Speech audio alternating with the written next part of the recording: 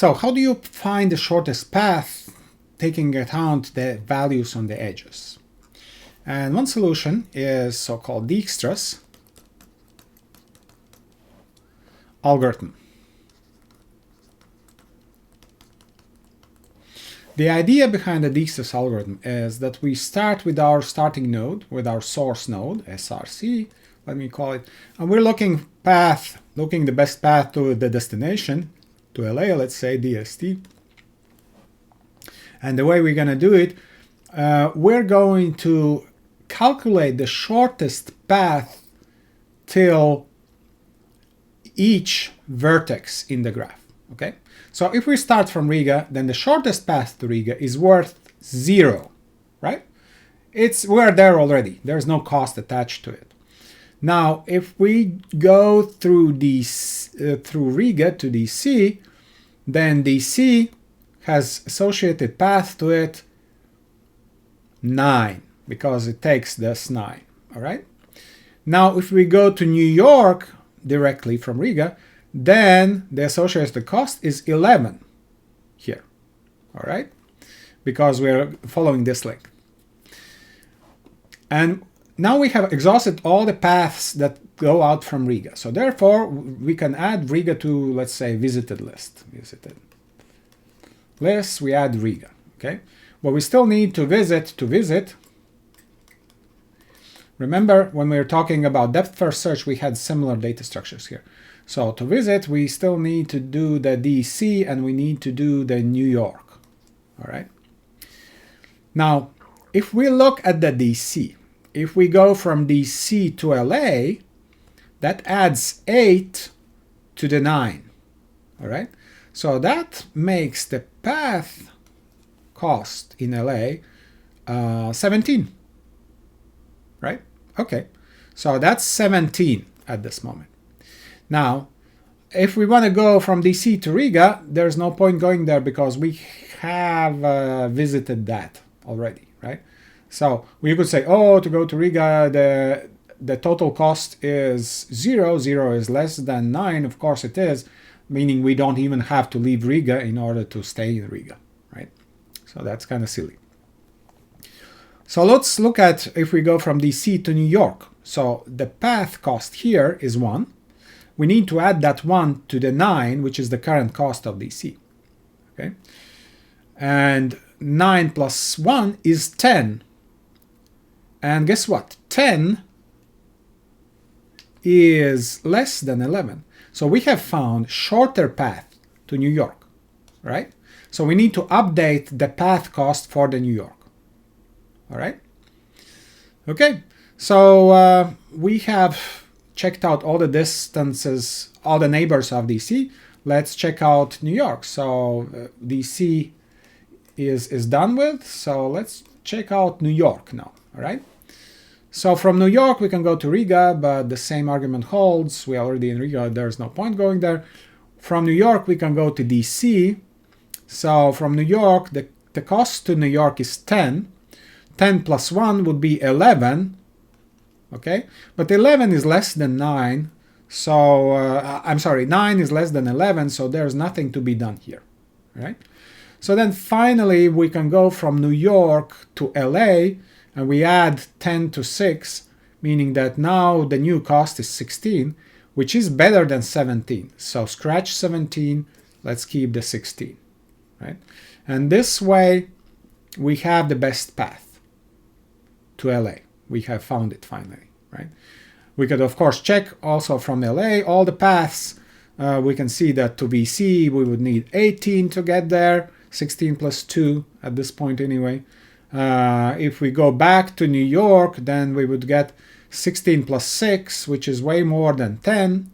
If we go from LA back to DC, then we would get 16 plus 8, which is way more than 9 so far. And we are done, okay? So what this creates, it sort of creates a tree, which is sometimes called the minimum spanning tree of this graph, meaning that we are getting the paths from Riga that are the shortest to any other city in the graph. Okay. So what's next? So the next is, let's try to implement this algorithm. All right. So for this purpose, I'm going to reuse some of the code of our graph class that we have created earlier. However, I'm going to create a new class which is going to be called weighted graph. Right? And the difference between those two is going to be that for this graph, the edges can actually have weights. All right? I could potentially extend this class from the graph class and reuse some of the stuff that has been created here. But the edges are going to look a little bit different, I suspect. And perhaps there are going to be some other tiny details. And also, mainly for quality purpose, for clarity purposes, I'm going to just create it from scratch, more or less, okay, by reusing some of the stuff from the graph class. So to begin with, we are going to have vertices and edges, right? We're also going to have add vertex and add edge functions, all right? So let's go in there and let me add this. And it also says that, hey, since we're using mutable stuff, maybe we want to import them. And thank you for the suggestion. Yes, let's import them in this class as well. Now, the edges are going to be different. The edges now are going to be a list, but that list of edges is not going to be of vertices, but rather of something that combines the vertex that the edge is going to and also the weight that the edge has. Okay? So in the meantime, the code is complaining that the v is not defined, so therefore our weighted graph is also going to have a type parameter for the vertices v. Right. All right, so I just said that we need something special for the edges, for the map of the edges. And that special is going to be probably, so maybe we should create something. I'm going to call it weighted vertex. Since we have weighted graph, we're going to have weighted vertex. And I'm going to create it as a class that only holds certain data. It's going to depend on the type v of the vertex, of course. What is going to have, it's going to have target that's of type v. That's the vertex that we are going. And then it has variable weight of type, could be different types, but let's say double. So it may give us the most flexibility in terms of how much weight can we put on this, how precise weight can we have. So the target also needs to be a variable, of course, right? Because these are the data members of that weighted vertex. And now that we have that, we can use this weighted vertex as the stuff that we keep in the list here of edges. All right. So remember, for the graph, we had the map. For each vertex, it had what's called the adjacency list. Okay. So perhaps a better way to rename this would be to call it adjacency list.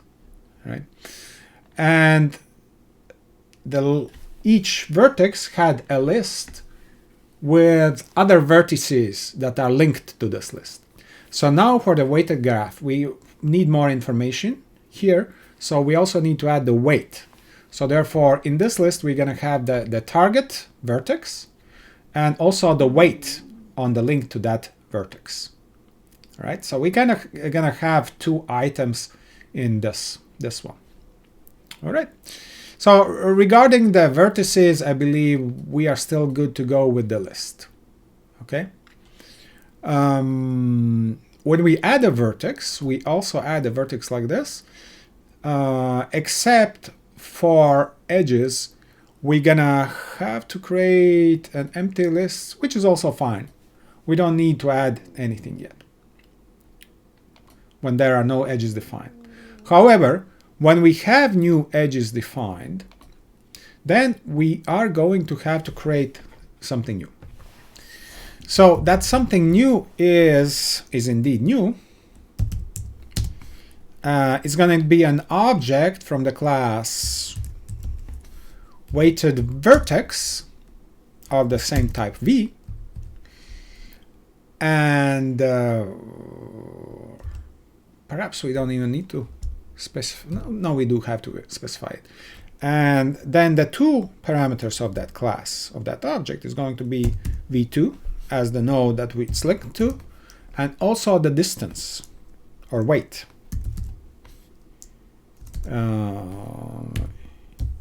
Weight. All right. So where do we get the weight? Now the add edge will have another option, add edge with the weight. And the type of the weight should be double,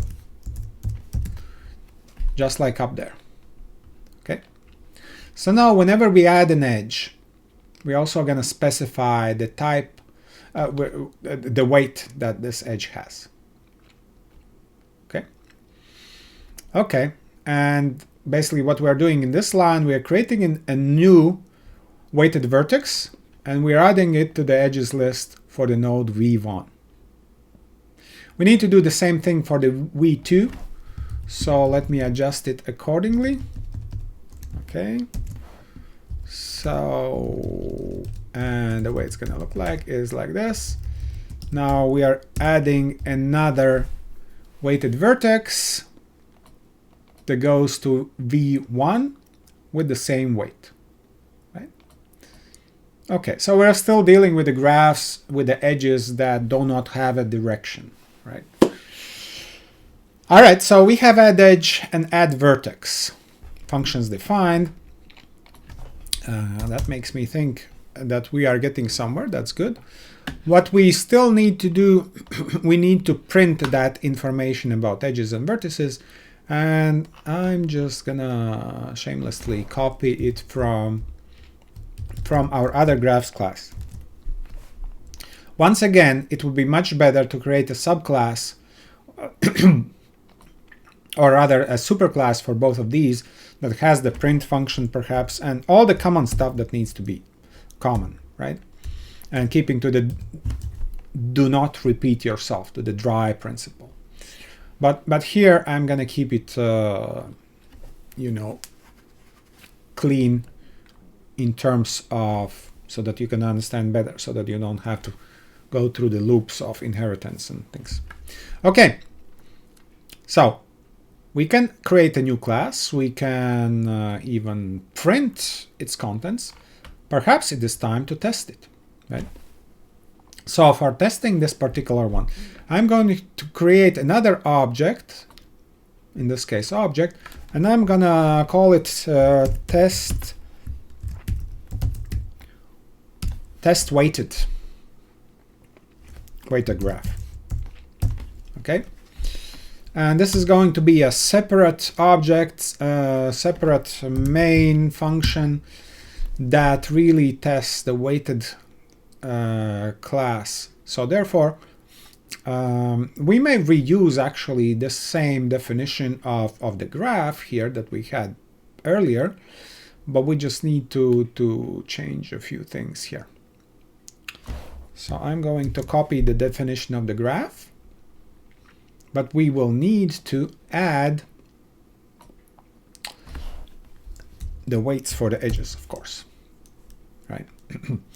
And perhaps I'm going to remove this XX edge that was added there for the purposes of checking whether we can find a path to an edge that is not connected. All right, so now we're dealing with the graph, except now we want to deal with weighted graph of the type string, and of course we need to create a weighted graph of the same type for this purpose. Okay, now that we have that graph, we can add vertices and we can also add edges, except edges need weight to be added to them.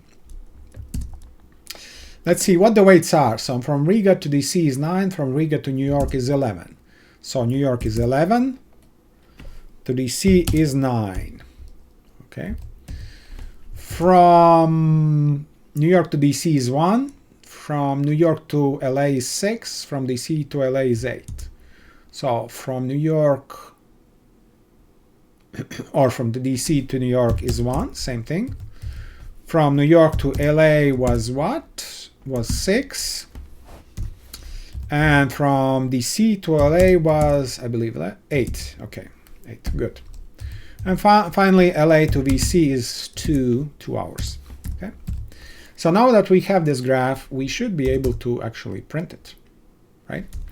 So let's do that.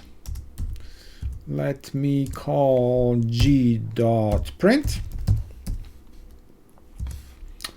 And let's see if we can compile and run it. Except now if I'm gonna hit this button, it's gonna run test main. Instead, I want to have a new configuration that runs the test weighted graph. Okay, so therefore I'm gonna go here, right click, and go here, run test weighted graph. And this is going to create a new configuration. See, it's updating here test weighted graph, and now that I should be able to run it from here as well. However, we have a problem. Okay, so what's the problem? The problem is that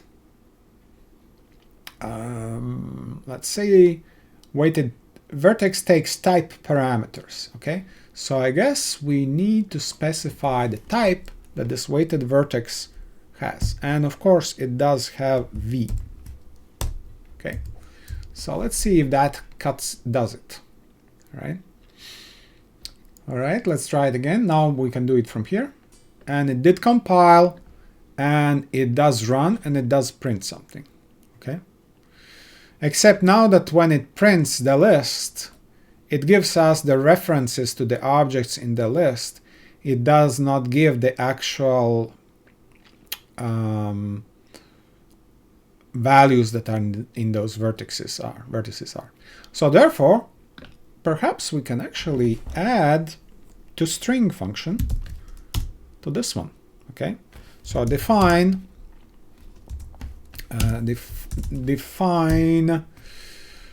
override Tostring. Override define Tostring. And for this function, we are just going to look into the vertex, and we are going to return vertex dot Tostring. Sorry, I mean target Tostring, and we'll add to that double the weight. Also Tostring. Okay, and we may actually make it look prettier. We can add enclosing parentheses here. And how about I use the angled parentheses? Plus, like so. Okay. All right, so let's try and see if this works. Let me run it. It did compile, and it is printing. It is printing now. We can see the city name, and there's space missing between the city name and the actual cost there. Okay, so I probably need to add another cosmetic change, such as the space, or perhaps comma. Okay, so let's try now. And now we have it nicely printed. So this is BC with the cost of 2, DC with the cost of 8, and New York with the cost of 6. All of these edges are coming out from LA. That's what it says here. Okay, so I'd like to say that at this point we have created a weighted graph. And we can store all the information we need for the weighted graph. What we need to do now, we need to write an algorithm that does something with this weighted graph. And the actual algorithm that we wanted to write is the Dijkstras algorithm that will find the shortest path even if it has more links to it, but it's still shorter using the weights. All right.